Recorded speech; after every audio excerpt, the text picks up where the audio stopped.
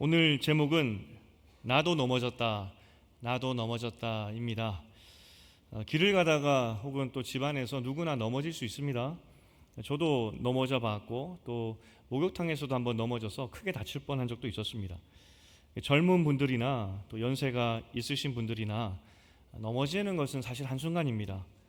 그리고 한결같이 넘어지고 나서 했던 이야기가 넘어지리라고는 생각도 못했다 이거죠. 그래서 다 큰 어른이고 지금까지 넘어진 적이 없는데 젊은 분들이 넘어지고 나서는 부끄러워합니다. 지금까지 넘어진 적 없는데 다 커서 넘어졌구나. 또 나이가 들어서 넘어지시는 분들은 내가 나이 들었다는 것을 보게 되는 순간이기 때문에 어쩌면 서글프죠. 내가 나이 들어서 넘어졌구나. 오늘 제목은 나도 넘어졌답니다.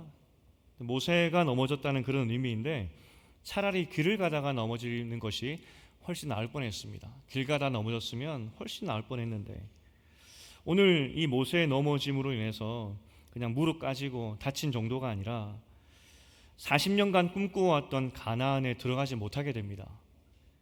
원통하고 분하죠. 40년간 이스라엘 백성을 데리고 저 가나안 땅을 향해서 달려갔는데 오늘 넘어짐 때문에 그는 가나안에 들어가지 못합니다. 더구나 이전까지는 광야 한가득 이스라엘 백성이 같이 있었습니다. 미우나 고우나 어쨌든 모세 따라갔으니까 광야 한가득 모세 주변에는 항상 시끌벅적한 이스라엘 사람들이 있었죠. 근데 이제 모세 빼고 다 가는 겁니다. 모세 빼고 나머지는 다 가나안으로 가는 거죠. 이제 광야에는 모세 혼자만 남게 됩니다.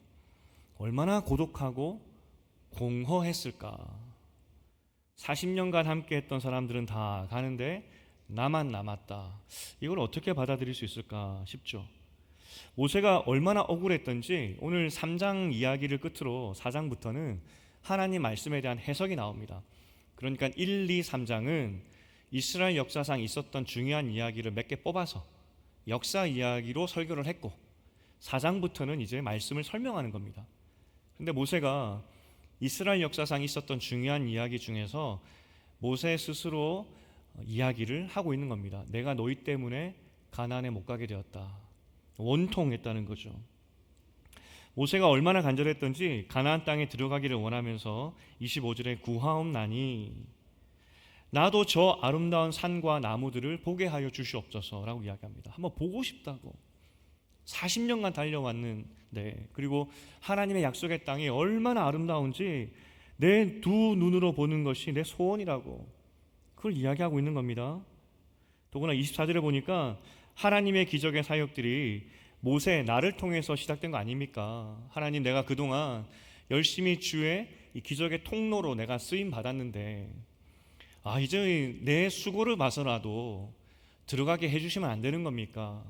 그렇게 이야기를 하고 있죠. 간청하고 있는 겁니다. 그때 하나님께서 모세에게 답을 주시는데 너무 야속합니다.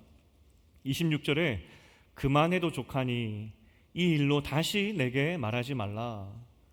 그만하라는 겁니다. 명령이죠. 그만해야 돼. 너 그만해야 돼. 그만 기도해. 27절은 더 합니다. 비스가 산 꼭대기에 올라가서 땅을 두루 보라고, 동서남북 다 보라고. 그 산에 올라가면은 아마 요단강과 가나안 저편까지 보이는 높은 산이었습니다. 올라가라는 겁니다. 올라가서 두루 살펴보라는 거죠. 그리고 저 요단강 보이지? 너는 저 요단강을 건너서 가나안으로 가지 못할 거야. 완전히 쐐기를 박아버리는 겁니다. 너무하시죠? 32장에서도 한 번 더 모세가 이 이야기를 합니다.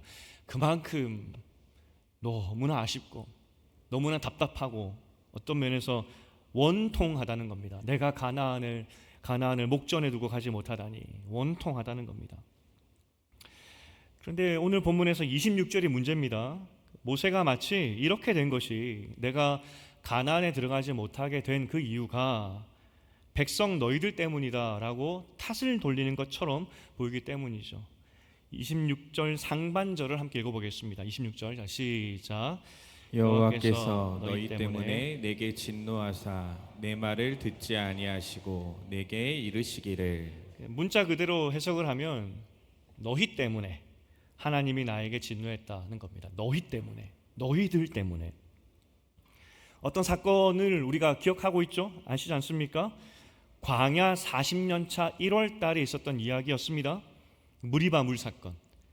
백성들이 물이 없다라고 하면서 이제 다투었다 표현하는데 정말 이 돌 들고 와서 모세를 쳐 죽일 듯이 그렇게 쫓아왔다는 겁니다. 물이 없다고. 모세가 그때 화가 났던 이유가 무엇입니까? 아니 39년 동안 하나님의 은혜를 경험했는데 물이 없을 때마다 하나님께서 풍족하게 물도 주셨고 그리고 하늘에서는 먹을 수 있는 만나도 주시고 머리에는 구름 기둥과 불 기둥으로 함께 하셨는데 39년 동안 훈련 받았으면 이 정도로 넘어갈 수 있는 거 아니야? 너희 이제 1년 후면 정확히 1년 후면 가나안 땅 들어가야 되는데 아직까지 이 모양 이 꼴이냐고. 이것이 모세의 분노였죠. 사실 모세의 분노는 굉장히 상식적 아닙니까? 여러분 자녀들이나 남편들에게 39년을 잔소리했다 생각해 보십시오. 어떤 거에 대해서 고치지 않아요. 여러분 그걸 보면서 평안하다 할 수 있겠습니까? 아직까지도 그걸 못 고치냐고. 그게 우리 마음 아닙니까? 39년이나 하나님의 기적을 보았는데 여전히 물 없다고 불평하는 그 백성들을 보면서 모세가 분노하죠. 이건 너무나 상식적인 겁니다. 너무나 일반적인 것이고 누구나 다 그렇게 반응했을 것입니다. 그런데 하나님이 그런 모세를 보면서 너는 죄를 지었다 이야기하셨습니다. 그 이유가 무엇이었습니까? 하나님은 39년 동안 훈련받았지만 변하지 않는 그 백성을 보면서 그러함에도 불구하고 긍휼과 자비하심으로 백성과 함께 하셨다는 거죠. 근데 모세의 마음은 어떻습니까? 하나님 39년 훈련받아도 변하지 않습니다. 포기하십시오. 정죄의 마음이죠.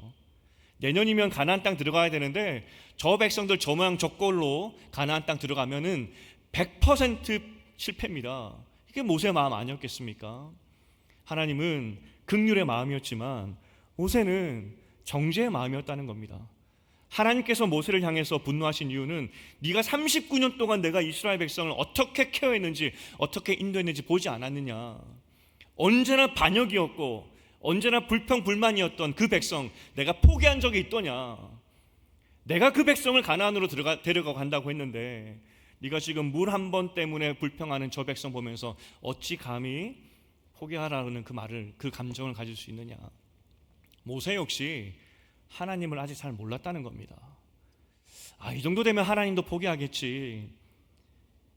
근데 하나님은 여전히 이스라엘 백성을 향한 그 마음이 있으셨고 내가 그러함에도 불구하고 그들을 가나안으로 데려가겠다는 것이 하나님의 약속이었고 의지였다는 겁니다. 어쨌든 모세는 너무나 분노하는 상황에서 분을 내었고 그도 넘어졌다는 겁니다. 우리가 이 모세가 지금 너희 때문에 넘어졌다는 이 해석을 책임 전가로 해석하기 쉬운데 칼빈을 비롯해서 모든 주석가들은 이렇게 해석을 합니다. 모세는 죄가 없는데 백성의 죄 때문에 벌을 받는 그런 의미는 아니다. 백성이 넘어질 때 모세도 같이 넘어졌다는 그런 의미이다. 한번 그 상황을 잘 생각해 보십시오. 40년 차 1월입니다. 이스라엘 백성들이 돌 들고 모세를 찾아옵니다. 죽일 듯이 찾아왔죠. 여러분 사람을 돌로 쳐 죽일 때 어떤 눈빛이겠습니까? 살기등등하겠죠. 모세를 향해서 돌을 들었지만 그들은 동시에 하나님도 욕하면서 왔을 겁니다. 아마 입에 담지 못할 그 욕설을 뱉었을 것입니다. 모세 당장 나오라고.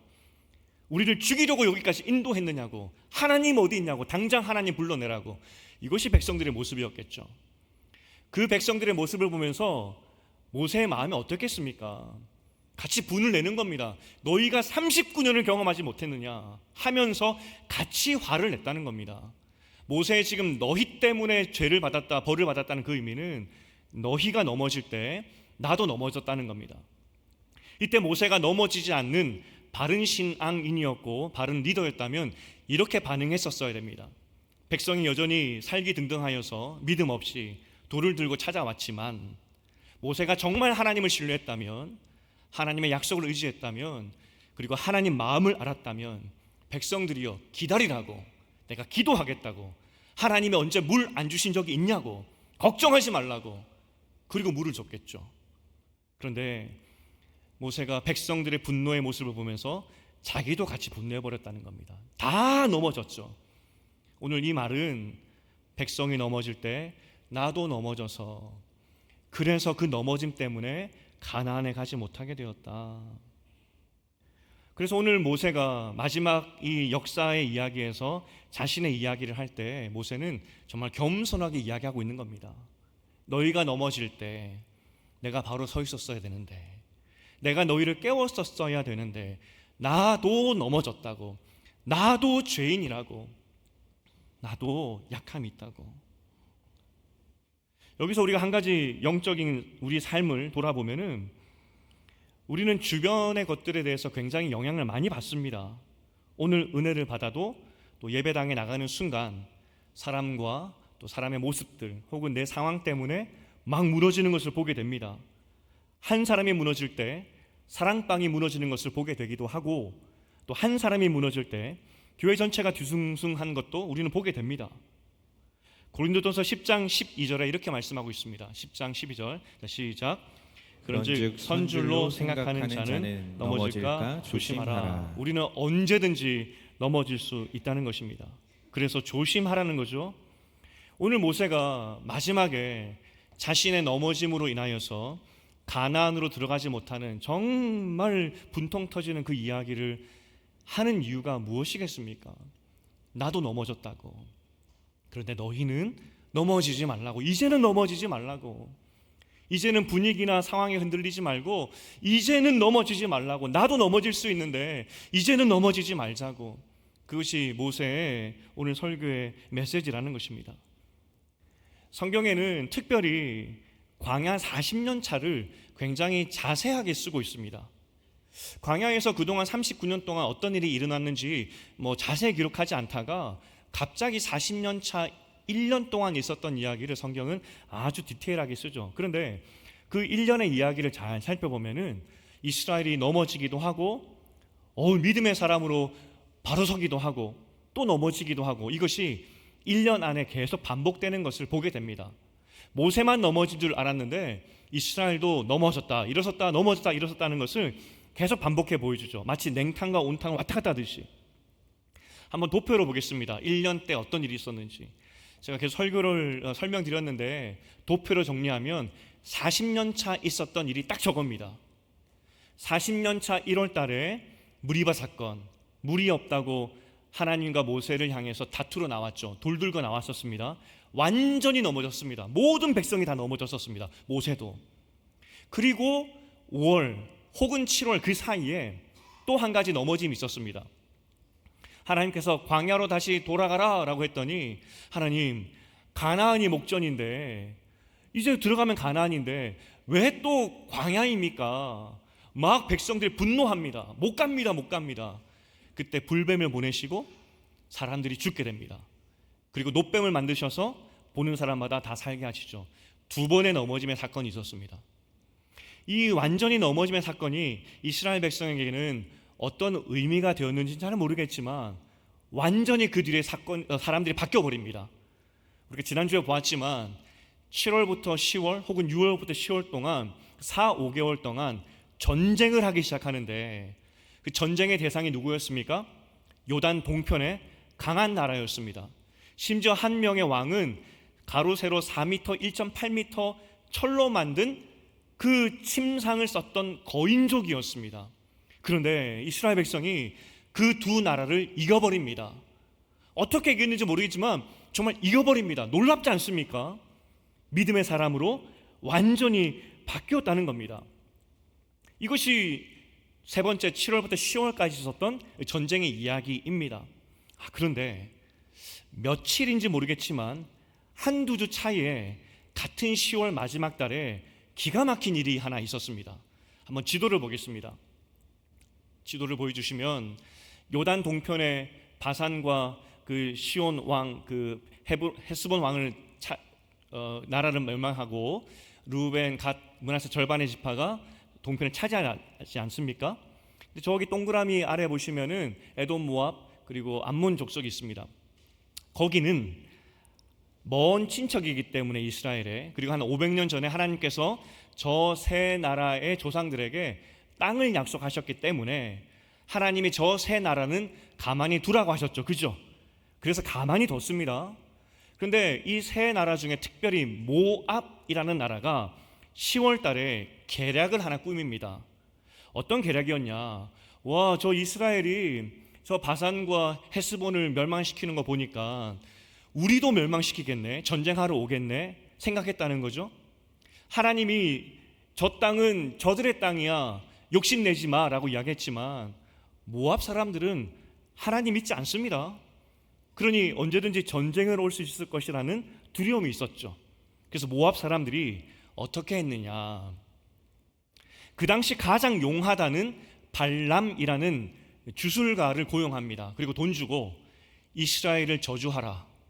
여러분, 이것이 그 당시 전쟁의 방법 중에 하나였습니다. 저주하라고. 그런데 발람이 어떻게 합니까? 저주하려고 하면 축복의 메시지가 막 나오는 겁니다. 3번이나. 결국은 발람이 돈을 받았지만 나 저주가 안 된다고 돌아가죠.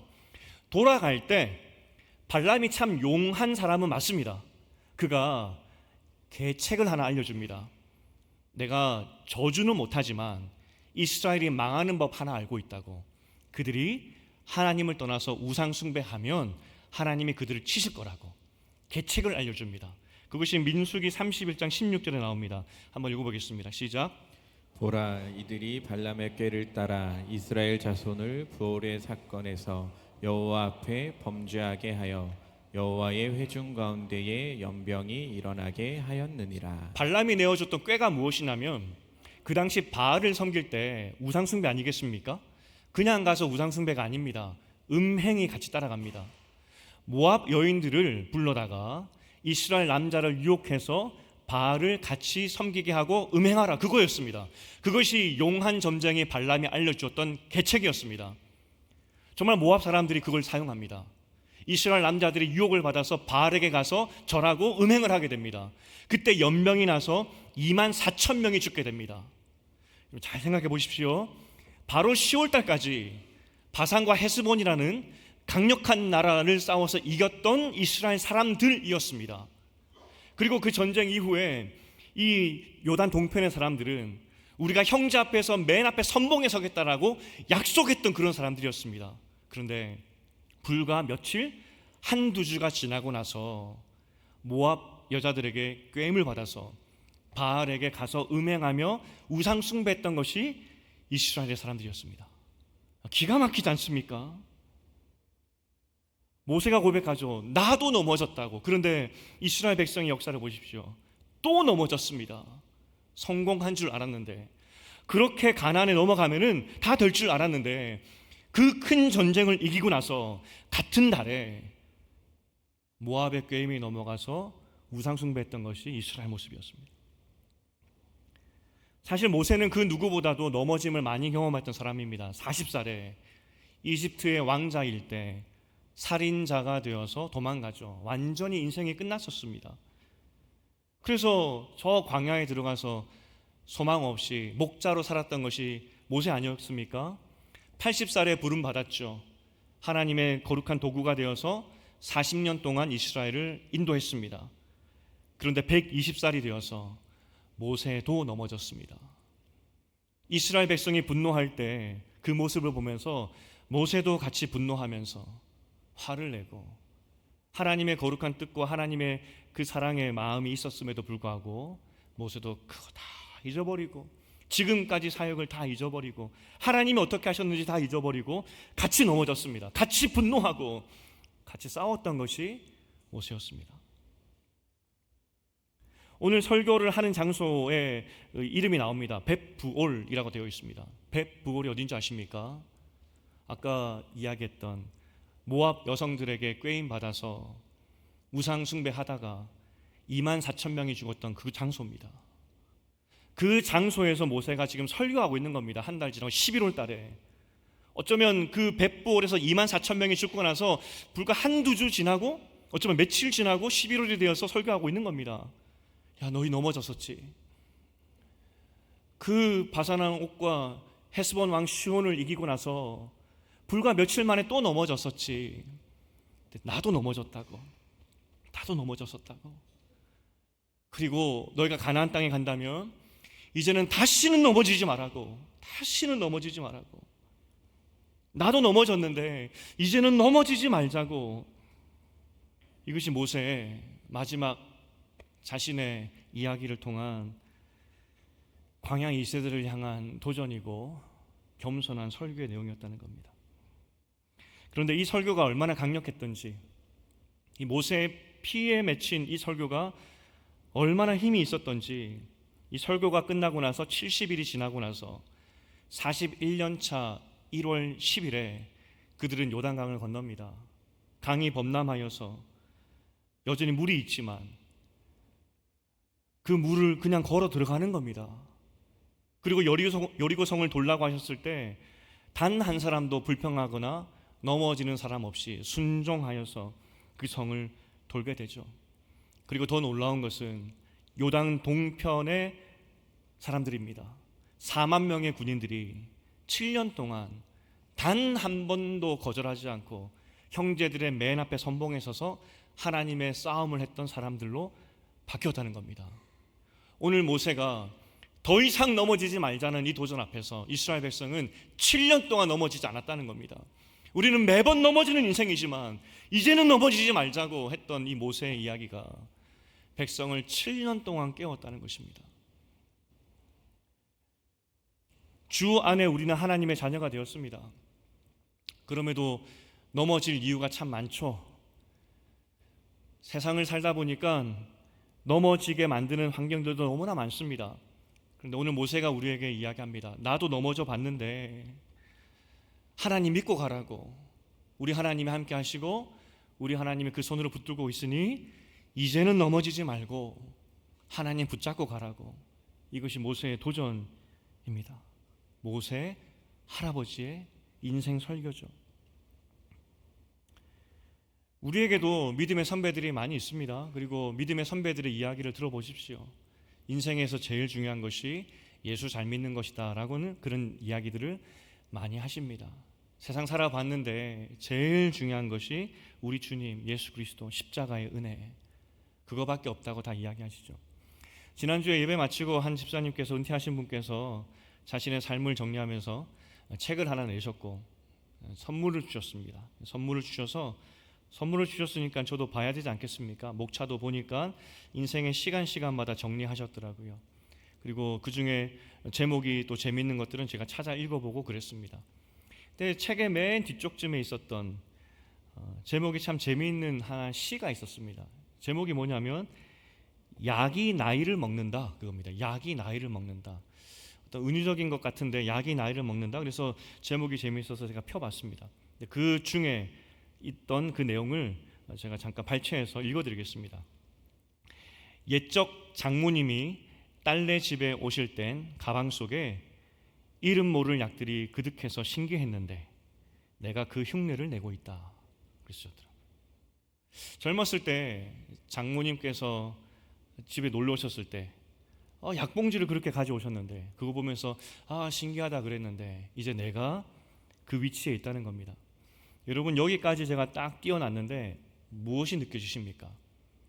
인생 무상하다, 다 이렇게 늙는구나, 나이 드는구나 하는 절망과 약간의 좌절감이 느껴지십니까? 근데 그분이 인생을 정리하시면서 왜 그 책을, 문집을 내셨겠습니까? 그 책 사이사이마다, 인생의 고비고비마다 하나님이 함께 하셨다는 것을 기억하고 기록하기 위해서 그 책을 쓰셨다는 겁니다.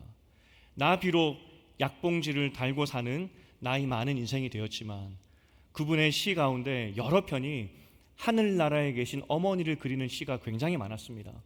나도 그 나라 간다 아니겠습니까? 인생의 고비고비마다 어려움이 있었지만 내 갈 곳은 내 어머니가 계신 예수께서 만들어 놓으신 저 천국이고 나도 그 길을 간다. 그러니 약봉지가 많은 인생이긴 하지만 내 인생은 복받았고 내 인생은 기쁘다, 그 고백 아니겠습니까? 우리가 모세의 설교와 그리고 인생의 선배의 이 시를 기억할 필요가 있습니다. 우리는 하나님의 손에 있습니다. 넘어질 때가 있죠. 좌절할 때가 있죠. 하지만 그러함에도 불구하고 우리는 넘어져서는 안 됩니다. 왜냐하면 하나님께서 우리와 함께 하시기 때문에. 넘어짐을 당연하게 생각해서도 안 된다는 겁니다. 다 넘어지니까 다 넘어지는 거 아니냐? 그 삶은 생명력이 없습니다. 오늘 모세가 도전하죠. 이제는 넘어지지 마라. 주를 믿고 가봐라고. 그랬더니 이스라엘 백성은 정말 7년 동안 기적의 삶을 살아내게 되었다는 겁니다. 먼저 도전드리고 싶은 것은 오늘 예배 참석하신 분들은 적어도 각 가정에 믿음의 보루라는 생각이 들었습니다. 아마 각 가정에 보면은 믿음에 떨어진 가족도 있고 또 가정마다 여러 가지 인생의 고민들과 또 고통스러운 순간들이 지금도 있을 수가 있습니다. 여러분이 넘어지면 안 됩니다. 여러분은 각 가정의 보루입니다. 여러분은 넘어지시면 안 됩니다. 다른 가족들 다 넘어지더라도 여러분은 서 있어야 됩니다. 내가 어려운 가운데 있지만, 나의 가운데 고통 가운데 있지만 우리 하나님이 함께 하심을 나는 믿고 주님을 믿겠습니다라는 영적인 보루가 되어야 된다는 겁니다. 직장생활도 마찬가지고요. 여러분이 있는 곳에 여러분의 영적인 보루라는 것입니다. 절대로 넘어지시면 안 됩니다. 넘어질 위험 가운데, 고통 가운데 있을 때 주님, 내가 주께 손을 듭니다. 주님 도와주시옵소서. 이렇게 기도할 수 있어야 된다는 것입니다. 오늘 믿음에서 떠난 식구들, 또 영적으로 정서적으로 고통받는 가족들이 있습니다. 상처에 찢기고 상처에 울고 있는 사람들도 있습니다. 인생의 두려움 때문에 울고 있는 분도 계십니다.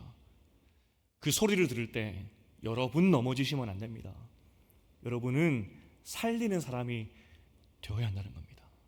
그러려고 부른 겁니다. 오늘 하나님께서 모세로 하여금 이 설교를 하게 하신 이유가 무엇이겠습니까? 모세의 겸손한 고백을 통하여서 이스라엘 백성이 넘어지지 않도록 모세를 사용하신 것입니다. 간절히 축복하기는 여러분이 모세처럼 영적인 보루가 되어서 넘어지지 않아서 여러분 때문에, 여러분으로 인하여서 여러분의 가정과 여러분이 계신 곳이 하나님을 보는, 또 하나님께서 약속하신 천국이 이루어지는 그러한 일들이 일어나기를 주님의 이름으로 축복드립니다.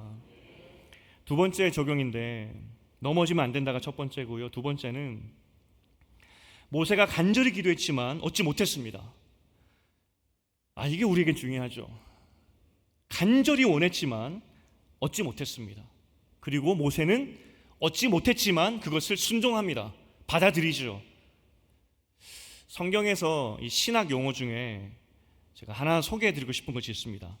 예표라는 단어입니다. 예표라는 단어가 어떤 의미냐면 곧 오실 예수님이 성경 전체의 주인공 아니겠습니까? 그런데 예수님께서 오셔서 하실 일, 하실 사역, 예수님의 성품, 그것을 구약에서 미리 보여준다는 겁니다. 사람이나 어떤 사건을 통해서 앞으로 오실 메시아를 보여주는 것을 예표라고 이야기를 합니다. 모세가 앞으로 오실 예수님을 가장 잘 보여주는 인물, 예표 중에 하나입니다. 오늘 모세가 하나님께 열심히 구했습니다. 하지만 하나님께서 거절하시죠. 그 거절을 모세는 순종합니다. 하나님 몰래 가나안 땅을 요단강을 건너지 않습니다. 다 건너고 나서 에이 하나님 안 보시는 것 같은데 건너지 않습니다. 그는 정말 건너지 않습니다. 순종했죠. 예수님도 마찬가지였습니다. 마가복음 14장 36절을 함께 읽어보겠습니다. 시작. 이르시되 아빠 아버지여, 아버지께는 모든 것이 가능하오니 이 잔을 내게서 옮기시옵소서. 그러나 나의 원대로 마시옵고 아버지의 원대로 하옵소서. 예수님은 본질상 하나님이시고 죄와 같이 있으실 수 없는 분이십니다. 그러하기 때문에 십자가의 잔을 옮겨달라고 기도를 했죠. 하지만 그 말미에 그러함에도 불구하고 아버지의 뜻이거든 내가 순종하겠습니다. 이것이 예수님의 기도였습니다. 빌립보서 2장 8절에서는 이렇게 이야기합니다. 자, 시작. 사람의 모양으로 나타나사 자기를 낮추시고 죽기까지 복종하셨으니 곧 십자가에 죽으심이라. 예수님께서 다른 건 다 복종해도 한 가지는 못하겠습니다 했던 것이 죄를 지고 십자가에 죽는 것이었습니다. 그런데 그것마저도 예수님은 완전한 순종으로 보여주셨죠. 모세가 순종의 모범이 되었다면 예수님은 순종의 완성을 보여주고 있습니다. 여기서 이제 순종이라는 단어를 좀 살펴볼 텐데, 순종하면 무엇이 떠오르십니까? 하나님께 순종한다, 순종 했을 때 많은 분들이 순종 이렇게 이야기하면 나의 헌신, 나의 드림, 봉사, 어떤 행동들을 생각을 합니다. 그리고 내가 하기 싫은 것을 순종해야 되기 때문에 손해본다라는 생각도 들기도 하고요. 그런데 오늘 제가 여러분에게 순종을 새롭게 정의해 드리려고 합니다. 순종은 어떤 봉사나 충성이 아니라 헌신이 아닙니다. 순종은 그것을 말해주지 않습니다. 성경이 말하는 순종은 생명입니다. 생명. 순종은 생명입니다. 이 단어가 좀 이상하시죠? 순종은 생명인데 왜 그러느냐? 하나님께서 우리에게 무언가 요구하실 때에는 우리를 살리시려고 요구한다는 겁니다. 우리를 생명으로 인도하기 위해서 무언가 하라고 요청하고 있다는 것이죠. 만약 모세가 하나님께서 너는 가나안으로 가지 못해라는 그 말에 순종하지 않아서 끝까지 바득바득 우겨서 가나안으로 들어갔다면 이스라엘 백성의 7년의 승리, 이스라엘 백성 가운데 있었던 7년의 순종, 이것은 없었습니다. 모세의 순종은 이스라엘에게 7년의 승리를 가져다주는 생명이었다는 겁니다. 생명력. 만약 예수가 끝까지 나 십자가 지지 못하겠습니다라고 거절했다면 우리는 구원을 받지 못했을 겁니다. 생명을 받지 못했을 것입니다. 예수의 순종은 결국은 생명을 가져다 주는 것이었습니다. 우리가 하나님 앞에서 순종 이야기할 때 하나님의 무언가 필요해서 우리가 드린다라고 생각을 합니다. 하나님 나라를 위해서 뭔가 헌신한다 생각을 합니다. 하지만 이것은 하나님을 대단히 오해한 생각입니다. 천지를 지으신 하나님께 필요한 것이 없습니다. 하나님께서는 우리의 어떤 수고도 없이 하나님 나라를 세워가실 수 있는 분이십니다. 그럼에도 불구하고 우리에게 무언가 요구하시는 것은 그것을 통하여서 우리를 살리시고 생명을 주기 위함이라는 겁니다. 히브리서 12장 2절을 함께 읽어보겠습니다. 시작. 믿음의 주여 또 온전하게 하시는 이인 예수를 바라보자. 그는 그 앞에 있는 기쁨을 위하여 십자가를 참으사 부끄러움을 개의치 아니하시더니 하나님 보좌 우편에 앉으셨느니라. 예수의 십자가의 순종의 결과를 이야기해주고 있는 겁니다. 예수님께서 십자가, 가장 하기 싫었던, 거절했던 그 십자가를 순종했을 때 그 결과가 어떻게 되느냐? 죄의 무게로 죽을 줄 알았는데 결국은 예수님의 모습은 하나님의 우편에 앉는 그 모습으로 역전되었다고 이야기를 합니다. 이것이 순종의 결과라는 것이죠. 여러분, 예수님께서 십자가를 참고 순종했을 때 하나님의 우편에 앉았듯이 너희도 하나님이 요구하시는 그것을 순종해 보라는 것입니다. 우리에게 손해되는 것이 아니라, 하나님의 무언가가 필요해서 요청하는 것이 아니라 우리를 하나님 우편에 앉히듯이 우리에게 생명의 기쁨을 주기 위해서 우리에게 순종을 요구하신다는 겁니다. 우리를 위해서. 하나님이 필요하신 것이 아니라 우리를 위해서. 순종이 어떠한 것도 순종해야 한다는 것을 가장 잘 표현해 주는 사건이 이 노뱀 사건입니다. 노뱀, 불뱀. 불평하다가 불뱀에 다 물려 죽게 되었죠. 이전까지 다른 점은 백성들이 어려울 때마다 모세가 나서서 다 해결해 주었습니다. 물이 없으면은 반석에서 물이 나오게 하고, 먹을 것이 없으면은 기도해서 하늘에서 먹을 것이 떨어지게 만들고, 다 모세를 통해서 그들은 무언가 다 얻어냈습니다. 하지만 40년 차 마지막 불뱀 사건은 달랐습니다. 백성 스스로 노뱀을 보았어야 됩니다. 순종이죠. 스스로 노뱀을 보아야지 살 수 있는 것입니다. 누가 대신 해주는 것이 아니라. 그런데 이 마지막 순종의 요청의 훈련을 통해서 알려주기 원하셨던 것이, 너희가 순종했더니 살았지, 너희 스스로 따라갔더니 살았지, 그렇게 하나님께서 요구하시는 것을 한번 순종해 보라고. 이것은 내 유익을 위해서 요구하는 것이 아니라 너희를 살리기 위한 하나님의 요청이라고, 하나님의 도전이라고. 그러니 스스로 순종해 보라고. 순종의 결과는 생명입니다. 생명. 순종의 결과는, 내 순종의 결과로 하나님의 나라가 세워지고 든든히 무언가 되고 뭔가 일이 되고, 그게 아니라 순종의 결과는 생명입니다. 나도 살고 나의 순종을 통하여서 다른 사람도 사는 것. 우리는 순종의 그 모습을, 순종의 그 단어를 다시 한번 정의해야 된다는 것이죠. 이걸 어떻게 설명할까 고민하다가 딱 이게 한 가지 생각났습니다. 우리 어머니들이 자주 하시는 말씀이, 거보라고 내 말 들었으면 다 되는데 내 말 안 들으니까 그렇게 되는 거 아니냐고, 내 말만 잘 들으면 됐는데 괜히 고집 부리다가 다 망한 거 아니냐고 우리 어머니들 많이 이야기하시죠. 어머니들의 잔소리와 어머니들의 그 이야기들, 그 해안이 있는 이야기들의 목적이 무엇입니까? 그들을 살리기 위해서. 하나님께서 무언가 순종을 요구하시는 것은 여러분을 살리기 위함이라는 겁니다. 무언가 필요해서가 아니라. 그러니 하나님의 도전 앞에서 우리는 순종할 수 있어야 됩니다. 이스라엘 백성은 7년 동안 모세의 모습을 보면서, 그리고 놋뱀을 바라봤던 그 마음으로 하나님을 순종하며 따라갔고요. 그리고 7년 동안 전쟁의 승리를 경험하게 되었다는 겁니다. 혹시 무엇을 순종해야 될지 모르겠다는 분이 계십니까? 곰곰이 생각해 보십시오. 행동하는 것들, 나의 말투, 사람과 관계, 재정의 문제, 시간 관리 등 하나님께서 도전하는 것이 많을 겁니다. 그런데 그것이 필요해서 도전하는 것이 아니라 그것을 순종했을 때 여러분도 살고 여러분의 주위에 있는 사람들도 살기 때문에 하나님이 순종을 요구하신다는 겁니다.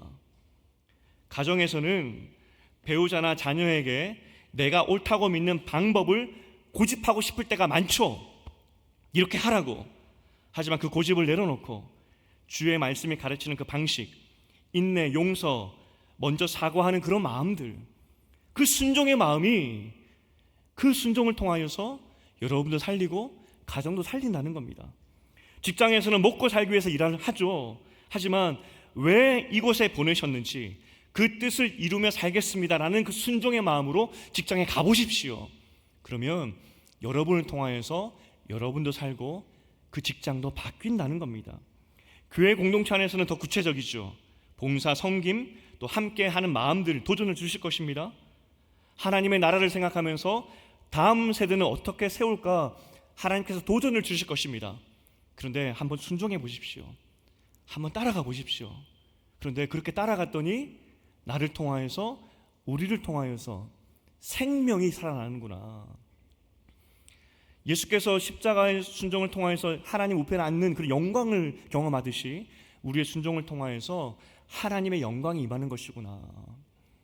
하나님은 무언가 필요해서 여러분의 순종을 요구하시는 것이 아니라 그 순종을 통하여서 생명, 역동력, 하나님의 일이 이루어지도록 사용하시기 위해서 그 기쁨, 놀라운 영광을 경험하게 하기 위해서 순종을 요구하는 것이라는 겁니다. 뭔가 필요해서가 아니라. 저도 개인적으로 부족하지만 인생을 살면서 하나님께 요구하면서 기도했던 것이 참 많았습니다.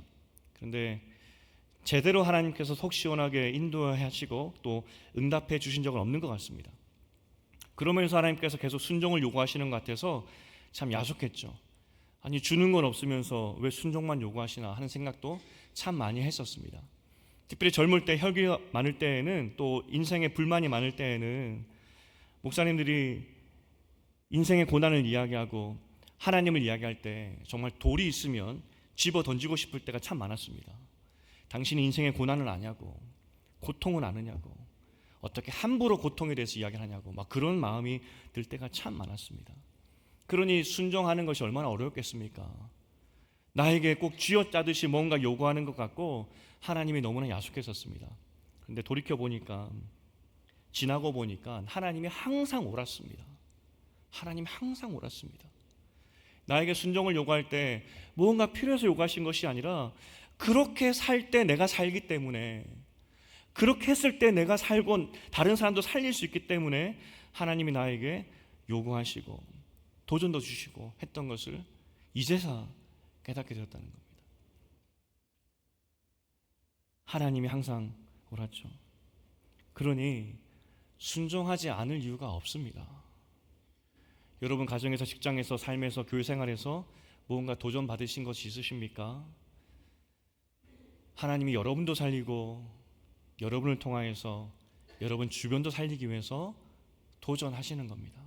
우리는 그것을 선택하고 따라갈 때 비로소 하나님의 영광의 모습을, 그 영광의 역사심을 보게 된다는 겁니다. 이제 말씀을 읽겠습니다. 모세가 이야기합니다. 나도 넘어졌다고.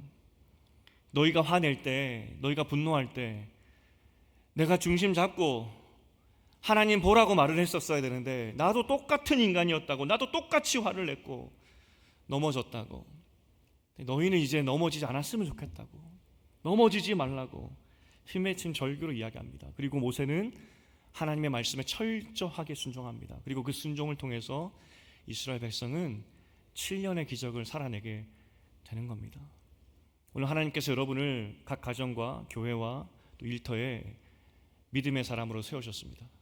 우리가 할 것은 주님을 따라가는 것, 순종하는 것, 그리고 순종을 통하여서 내가 있는 곳이 하나님의 생명력으로 바뀌는 것, 그게 우리의 부르심이라는 겁니다.